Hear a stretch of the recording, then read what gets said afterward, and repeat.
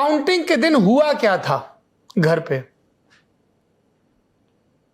कन्हैया जी, हाँ, लालू जी के घर क्या हुआ काउंटिंग के दिन पे? नहीं मुझे पता है। अरे आप तो अभी आप इतनी मित्रता की बातें कर रहे हैं, अब आप बता नहीं रहे हैं। नहीं ना, मुझे कुछ पता ही नहीं उनके यहाँ काउंटिंग के दिन क्या हुआ, मैं क्या जानता हूँ। इतनी जोरदारी से आप डिफेंड कर रहे हैं, अभी आपने कहा हमारे मित्र हैं, साथ का उठना बैठना खाना और पीना भी है। तो हर जो कुछ बहुत कुछ होता है हमारा, तो थोड़े सब कुछ शेयर होता है हमसे। हाँ, कुछ तो जानकारी आई होगी छन छन के। आपने चुनाव भर इतनी जानकारियां दी, अब ये तो बता दीजिए। नहीं, सब पहली बात तो ये है कि अनएक्सपेक्टेड था उन लोगों के लिए जी। हम लोगों के लिए अनएक्सपेक्टेड था, आपके लिए क्या था ये मैं नहीं जानता हूँ जी। लेकिन ये अनएक्सपेक्टेड था। सीएम दीदी की जय जय, चुनाव आयोग की जय जय, ज्ञानेश कुमार की जय जय, सीएम दीदी जय जय, जीत गए एनडीए। तो उन लोग को भी पता नहीं था, हम लोग को भी पता नहीं था। तो क्या आरजेडी ने समीक्षा में क्या पाया? वो तैयार नहीं है मानने के लिए ना, समीक्षा में क्या, मैं कह दिया कम्युनिटी मोबिलाइजर दीदी और ज्ञानेश कुमार। अब बताइए, हम लोग को भी उस पर आप बताइए, हवाई गाड़ी खरीद करके दी गई थी कम्युनिटी मोबिलाइजर को कि आप घर से निकाल करके समझाते हुए लाइए, वोट दिलवाइए, ले जाइए।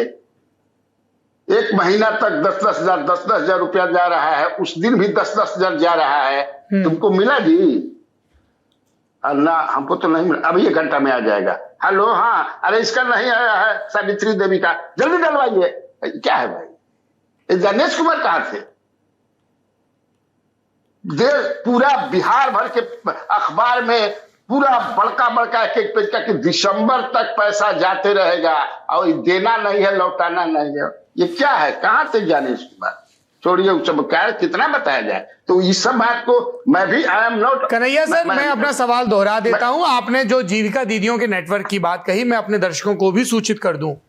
सबसे पहले आपने इसी लल्लन टॉप के पिछले हफ्ते के नेता नगरी में इंडिया टुडे हिंदी मैगजीन के बिहार के करेस्पॉन्डेंट पुष्यमित्र के मुंह से इसी नेता नगरी में सबसे पहले सुना, और उसके बाद चूंकि मैं इंडिया टुडे हिंदी का भी संपादक हूं, पुष्यमित्र ने इंडिया टुडे की वेबसाइट पर भी ये स्टोरी की है कि पहले भी जीविका दीदियों को वोटर जागरूकता के अभियान में जोड़ा जाता था। इस बार ज्यादा कोऑर्डिनेटेड ढंग से, ज्यादा मार्किंग के साथ जोड़ा गया। चुनाव आयोग ने जब वोटर परसेंटेज बढ़ा तो उसको एक्नॉलेज भी किया, लेकिन एक्स्ट्रा क्या हुआ इस बार कि उन जीविका दीदियों के खाते में 10,000 रुपए पहुंचे। एक संख्या ये 1,34,00,000 की बताई जा रही। दूसरी बात, उन जीविका दीदियों का काम वोटिंग के दिन से पहले वोटर जागरूकता का होता था, लेकिन इस बार बाकायदा उनको सूची दी गई और उनसे 3 नॉक सिस्टम पे काम करने को कहा गया। यानी हर दरवाजे पर जहां से महिलाओं का वोट गिरना है, कम से कम 3 दफा जाके आपको दस्तक देनी है और तस्दीक करनी है। तो ये काम पहली मर्तबा हुआ जिसमें इन जीविका दीदियों को इन्वॉल्व किया गया कि वो वोटिंग के दिन सक्रियता के साथ वोट गिरवाएं। अब बहस इस पर आती है कि क्या इन जीविका दीदियों ने वोटरों को इन्फ्लुएंस भी किया। पुष्यमित्र अपनी रिपोर्ट में पाते हैं कि कुछ जगह जीविका दीदियों ने या जिन महिलाओं को वो लेके गए उन्होंने ये कहा कि नहीं, हमने ये कहा कि वोट जरूर डालिए, पर कुछ जगह से ऐसी भी रपटें आई, इस तरह की टेस्टिमनीज भी आई जिसमें जीविका दीदियों ने या उन्होंने जिनसे संपर्क किया उन्होंने ये बात ऑन रिकॉर्ड या ऑफ रिकॉर्ड स्वीकार की कि हमने कहा कि जो हमको दे रहा है हम उसी की चिंता करेंगे ना। तो जीविका दीदी का नेटवर्क और उसका इस बिहार के चुनाव में योगदान, इस पर बाकायदा बहुत चर्चा हुई है। क्या ये सबसे बड़ा कारण है? हाँ। क्या ये इकलौता कारण है एनडीए की प्रचंड जीत और महागठबंधन की प्रचंड हार का? जवाब है नहीं। मल्टीपल रीजंस हैं। ये सबसे बड़ा रीजन है प्रत्याशियों का चुनाव, संसाधन, एसआईआर की प्रक्रिया, कोऑर्डिनेटेड कैंपेनिंग, कहां पे कैसा कास्ट मोबिलाइजेशन हुआ, परसेप्शन का वॉर। ऐसे दसियों उदाहरण हैं जो आपको और हमको गिनवाए जा सकते हैं। बहरहाल नहीं, लेकिन सौरभ आप गलत कह रहे हैं। क्या आप इस तरह से कह रहे हैं कि ये जो कम्युनिटी मोबिलाइजेशन जो हुई है जीविका दीदी के द्वारा, ये सही है जब आप 10,000 रुपए दें? देखिए, यहाँ मैं कन्हैया, यहाँ सही और गलत किसने बोला है? इलेक्शन कमीशन, राजदीप सर, ये किसने कहा कि सही है? इस तरह से ये किसने कहा कि सही है ना? ये किसने कहा कि सही है? का काम करिए, आप लोगों में जागरूकता करिए। आप पार्टी के प्रचारक कैसे बन सकते हैं? ये जीविका दीदी सरकार के लिए लोगों में वोटर अवेयरनेस करना एक बात है, लेकिन वोटर अवेयरनेस के नाम पर अगर आप इन्फ्लुएंस कर रहे हैं, 10,000 रुपए दे रहे हैं किसी एक पार्टी के लिए खास करके, तो ये वोट खरीदी नहीं हुई तो और क्या हुआ? और इलेक्शन कमीशन कुछ करता नहीं है। ये मुझे लगता है गलत है कि वो जीविका दीदी का गैर इस्तेमाल किया गया इस चुनाव में। इस बात से आप मुकर नहीं सकते। अरे मुकर कौन है? मैंने और मेरे रिपोर्टर ने, मैंने बतौर संपादक और मेरे रिपोर्टर ने ये रिपोर्ट की सबसे पहले। हम काम कर रहे हैं, हम तो बता रहे हैं सबको और बाकायदा पूरे प्रोसेस के साथ बता रहे हैं। We are the one who informed. नहीं, मैं आपके कह रहा हूं इस इंफॉर्मेशन में से आपने ये भी जोड़ना चाहिए, कहीं ना कहीं सवाल तो पूछते चाहिए ना, क्या ये मॉडल सही है, क्या ये मॉडल कोड ऑफ कॉन्डक्ट के दायरे में आता है या गलत है? ये आपको भी सवाल पूछना चाहिए। ये बिल्कुल ये सवाल तो है ही कि चुनाव आयोग के साथ साथ इलेक्शन कमीशन का भी रोल क्या है इसमें? ये सवाल राजदीप जी, नेता नगरी में आपने और साथियों ने और हमने अपनी रिपोर्ट्स में बार बार ये सवाल उठाया है। मैं फिर दोहरा दे रहा हूं आपकी और दर्शकों में जिनको ऐसी शंका हो कि एक ऐसा लाभार्थी वर्ग जो आपकी योजनाओं से डायरेक्ट कैश ट्रांसफर के जरिए लाभ पा रहा हो, उसका आपकी तरफ प्रकट झुकाव, जबकि वो लाभार्थी वर्ग तैयार भी आपने अपने सरकारी आदेश से अपने पहले कार्यकाल में किया।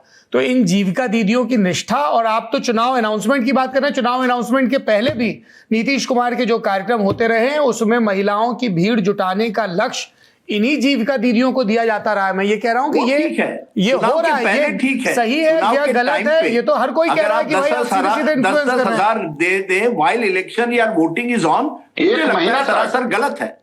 तो इसको कौन सही कह रहा है? हाँ, बस मुझे लगा जिस तरह से आप नहीं सर, ये लगने पे मत जाइए, जो बोला जा रहा है वो उसे डिफेंड कर रहे हैं। ठीक है, डोंट गो बाय परसेप्शन। मैं अपने दर्शकों को, चूंकि सर कन्हैया सर मैं आ रहा हूं आपके पास, चूंकि कन्हैया जी ने जिक्र किया जीविका दीदियों का, तो मैं इसलिए कह रहा हूं कि जीविका दीदियों के नेटवर्क और उसके पॉलिटिकल एडवांटेज पर बात हो, चर्चा हो, बहस हो, और इसीलिए मैंने पुष्यमित्र की और गौरव ताम्रकार की प्लीज इंश्योर दिस कि पुष्यमित्र की वो जो रिपोर्ट है वो नेता नगरी के डिस्क्रिप्शन में सबसे पहले लिंक की जाए। हमने तो खुद ही स्टोरी कमीशन की जब हमें पता चला, और मैं आपको इसीलिए राजदीप जी कह रहा हूं कि ये सबसे पहले नेता नगरी में ही बात आई कि किस तरीके से मोबिलाइजेशन में इनका इस्तेमाल किया गया।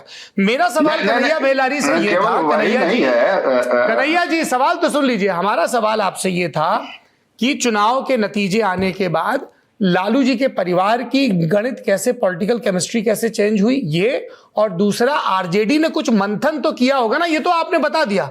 उनके विधायक बैठे होंगे, कुछ नाराजगियां सामने आई होंगी, कुछ तो आया होगा, या सब ये कह के कि एसआईआर ने कर दिया, ज्ञानेश कुमार ने कर दिया, जीविका दीदी ने कर दिया, बैठ गए, संतुष्ट हो गए? ये देखिए उसमें क्या करना है, जहां बेदर्द हाकिम है वहां फरियाद क्या क्या कीजिएगा भाई। आप जो है केवल हमको, अब तो खैर रूल्स 93(2) को तो समाप्त कर दिया, नहीं तो आप केवल फॉर्म 17C1 CC फुटेज आप दिलवा दीजिए, और प्रिजाइडिंग अफसर का जो डायरी होता है, जो जिसमें लिखा होता है, जो आदमी अंतिम जो होता है, जो पर्ची उर्ची दे करके, वो क्या होता है, पोलिंग पर कूपन जो दे करके दिलवा दीजिए, पता चल जाएगा कैसे हुआ। लेकिन वो तो खैर अब तो रूल्स 93 आप जिस फॉर्म 17 की बात कर रहे हैं, हर राउंड की काउंटिंग के बाद उस फॉर्म C को दिखाया जाता है, ऑब्जेक्शन मांगे जाते हैं। क्या तब सामूहिक रूप से कोई ऑब्जेक्शन रजिस्टर करवाया गया था काउंटिंग के दौरान? अरे भाई करवाने पर भी कोई नहीं, बहुत अब लंबा हो जाएगा वो तो। अब वो लालू परिवार या आरजेडी के लोग हमारी जो बातें मानने के लिए तैयार ही नहीं है कि हमारी ऐसी स्थिति हो सकती है किसी भी तरह से। हाँ, लेकिन तब है कि वो अपना चिंतन मंथन कर रहे हैं कि और क्या कारण हो सकता है। जी